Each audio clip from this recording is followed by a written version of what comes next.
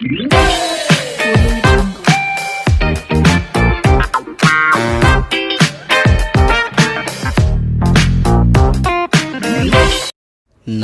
सभी को, मैं मत्तू केवट। मैं आज आपको कक्षा चौथी तथा पाँचवीं के लिए गणित में समहरभिन्नों के बारे में बताने जा रहा हूं कि समहरभिन्न किसे कहते हैं और समहरभिन्नों का जोड़ क्या होता है। तो सबसे पहले देखिए, समहरभिन्नों का जोड़ हम कैसे करते हैं। इसके पहले की वीडियो में मैंने समहरभिन्नों की परिभाषा बता दिया हूँ। अब आगे देखिए कि समहरभिन्न का जोड़ हम कैसे करते हैं और उसका क्या नियम है। तो देखिए बच्चों ध्यान से, समहरभिन्नों को जोड़ते समय उन भिन्नों के अंशों का योग ज्ञात करते हैं तथा उन भिन्नों का हर योगफल के भिन्न के हर के स्थान पर वैसे ही लिखते हैं। अब इसमें हमें पता चल रहा है कि बच्चों समहरभिन्न का क्या करते हैं, जोड़ करते समय उनके अंशों का योग हम ज्ञात करते हैं। क्योंकि इनके हर जो रहते हैं वे समान रहते हैं। जैसे देखिए यहाँ एक उदाहरण है, यह 3/7 धन 2/7। इस भिन्न में अंश देखिए यहाँ 3 है और हर 7 है। ये दूसरा भिन्न देखिए अंश 2 है और हर 7 है। अब ये 3, यहाँ का 3 और यहाँ का 2, ये दोनों अंशों का हमने जोड़ किया और इस हर को हमने जैसे के तैसे यहाँ रख दिया। इसका जोड़ हो जा रहा है 5/7।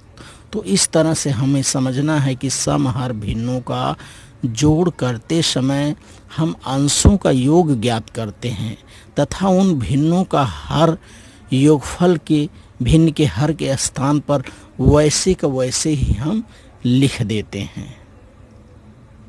इसमें समझना है, यदि भिन्न के अंश और हर समान हो शून्य को छोड़ करके, तो उस भिन्न का मान जो है 1 होता है। इसे फिर से समझिए। जैसे देखिए यहाँ एक भिन्न है, इसका अंश और हर दोनों क्या है, समान है। 7/7 बराबर देखिए 1 आएगा इसका उत्तर। इसी तरह से देखिए 10/2 10/10 इसका मान भी 1 आएगा। इसी तरह से देखिए इस भिन्नों का, यदि यहाँ मैंने भिन्नों का क्या किया है, योग किया है। देखिए 2/5 धन 3/5। अब ये दोनों के अंशों को मैंने क्या किया है, जोड़ा है। अंश 2 धन 3 को जोड़ करके 5 हो गया और हर को मैंने जैसे के तैसे रख दिया है। 5/5 बराबर इसका मान 1 आएगा।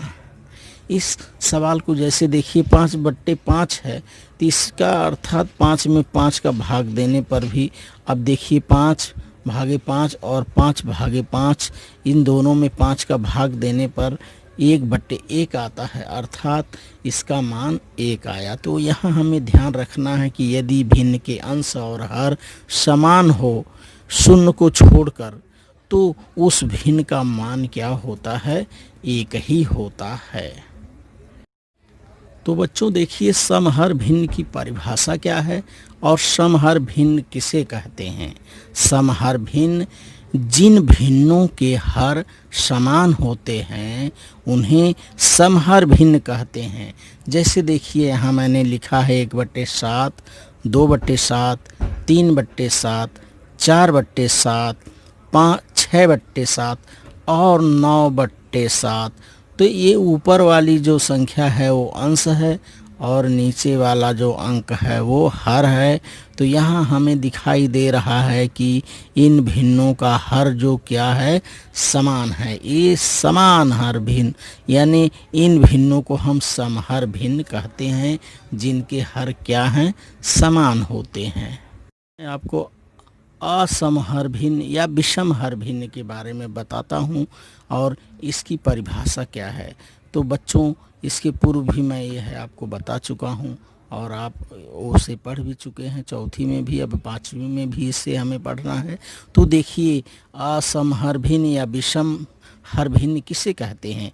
जिन भिन्नों के हर अलग अलग अर्थात असमान होते हैं उन्हें असमहर या विषमहर भिन्न कहते हैं। जैसे देखिए 1/3, 4/8, 9/11 और 7/13 ये उदाहरण है। इसके देखिए अंश और हर अलग हैं, यानी ये विषम हर भिन्न है। इस तरह के भिन्नों को हम क्या कहते हैं? विषम हर भिन्न कहते हैं। और इसका हर देखिए 3 है तो यहाँ 8 है, यहाँ 11 है, यहाँ 7 है। इस तरह के भिन्नों को हम विषम हर भिन्न कहते हैं। अब देखिए बच्चों, समहर भिन्नों में जिस भिन्न का अंश बड़ा होता है वह भिन्न बड़ा होता है। हमें देखिए पहचानना है कि समहर भिन्न कौन सा है और असमहर भिन्न को पहचानने की परिभाषा हमें यहाँ याद रखना है। जैसे समहर भिन्नों में जिस भिन्न का अंश जो है बड़ा होता है वह भिन्न क्या होता है? बड़ा होता है। अब देखिए यहाँ 3/8 और ये 4/8, ये दोनों भिन्नों का हर जो है समान है, लेकिन यहाँ अंश देखिए 4 है और यहाँ 3 है, इसलिए ये 4/8 वाला भिन्न जो है ये बड़ा है। क्यों? क्योंकि इसका अंश जो है बड़ा है। अब देखिए समान अंश वाले भिन्नों में जिस भिन्न का हर बड़ा होता है वह भिन्न छोटा होता है। ये हमें पहचानने के सूत्र हैं कि समान अंश वाला भिन्न है, उसे हम कैसे पहचानेंगे? तो देखिए बच्चों, समान अंश वाले भिन्नों में जिस भिन्न का हर बड़ा होता है वह भिन्न छोटा होता है। तो देखिए जैसे यहाँ 2/3, 2/4, 2/5 और 2/6, इन भिन्नों का अंश जो है देखिए समान है। तो हमारी परिभाषा क्या है कि समान अंश वाले भिन्नों में जिस भिन्न का हर बड़ा होता है वह भिन्न छोटा होता है। तो छोटे बड़े का यहाँ देखिए निशान लगा हुआ है। 2/3 ये बड़ा है 2/4 से। अब ये 2/4 बड़ा है 2/5 से। अब ये 2/5 बड़ा है 2/6 से। अर्थात यहाँ देखिए 2/6 छोटा है और ये 2/5 बड़ा है। अब यहाँ देखिए 2/5 जो है ये छोटा है, 2/4 बड़ा है। ये देखिए 2/3 बड़ा है और ये 2/4 छोटा है। तो इस तरह से हमें समहर भिन्नों को पहचानना है, बड़ा छोटा, और समान अंश वाले भिन्नों को पहचानते हुए हमें समहर भिन्न तथा विषमहर भिन्न को पहचानना है और समझना है।